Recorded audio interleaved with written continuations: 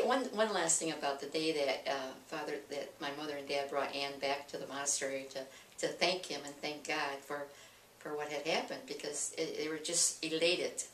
And so he left that day for down to Huntington for a retreat. He was going on a retreat, and he told my mother and Dad later that we went down to see him when he was semi-retired down in Huntington. As we used to follow him everywhere. And most people did who knew him. And we went down there, and we had dinner with him. And I never tasted food like that in my lifetime.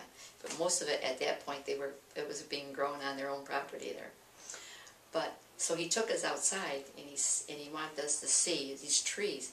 And he said, "These are the Annie trees."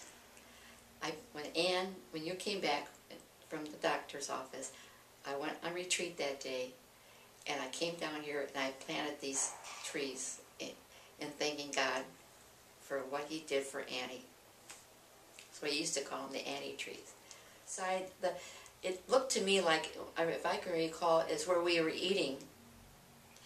And right outside there seemed to be, because he said, look out the window at those trees. I told my mother when they came back, before they even went to the doctor, she was going to be fine.